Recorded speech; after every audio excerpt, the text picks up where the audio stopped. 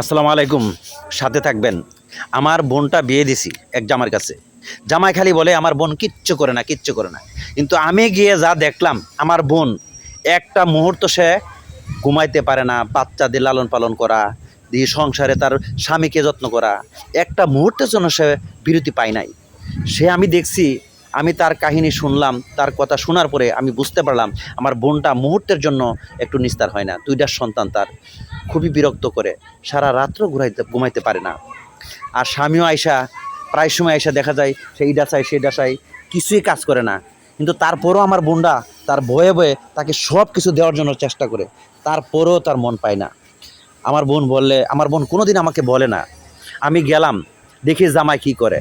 জামাই তার সাথে যতটুকু করলো একটা কাজ করে না। আমার বোনটা আমি দেখলাম তাকে খাওয়া দাওয়া থেকে নিয়ে সব কিছু যাবতীয় কিছু করে, কাপড় ধোয়া, বাচ্চারা সারা রাত ঘুমায় নাই, সে অগম্নিয়া তার সেবা যত্ন করে, বাচ্চার সেবা যত্ন করে। তারপরও আমার বোনটা এই সংসারে টিকে আছে।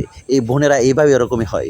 বোনরা যে কত আপন, তারা যে কীভাবে সংসারটাকে মেনে নেয়, কাপড় কাচার থেকে নিয়ে বাসন মাজা, এমনকি রান্না বান্না সব কিছু যাবতীয় কিছু করে, এই কষ্ট করে তারা এইভাবে সংসারকে আগলে রাখে বুক দিয়া।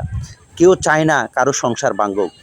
আমরা সবাই দোয়া করব যাতে আমাদের এই বোনের এই সংসারটা, আপনারা দোয়া করবেন যাতে তাদের সংসারটা চিরজীবন থাকে। ওরা খুব কষ্ট করে, খুব মেহনত করে এই সংসারটাকে টিকে রাখার জন্য তারা খুবই কষ্ট করে। শুধু একটু দেখেন বাচ্চাদের একটা মুহূর্তের জন্য সে কষ্ট দিতে দেয় না। কান্না করতে গেলেই দেখেন বাচ্চারা, এই যে বড় বাচ্চাটাকে খেলার জন্য দেখেন দেখাই দিচ্ছে। আমি দেখলাম, তো আপনারাও দেখতেছেন, একটা মুহূর্তের জন্য সে ঘুমাইতে পারে না। এই দেখুন একটু শুইছে, পরে কিন্তু এই যে বাচ্চার কান্না শুরু হয়ে গেছে। আরে দুঃখ কাকে বলবো, আবার উঠে গেছে। এইভাবে তার রুটিন মাফিক বাচ্চাদেরকে দেখা এবং জীবনটা পর্যন্ত সে বিলিয়ে দিচ্ছে এই সংসারের তলে। এইভাবে যাচ্ছে আমাদের প্রত্যেকটা মুহূর্ত, প্রত্যেকটা সময়।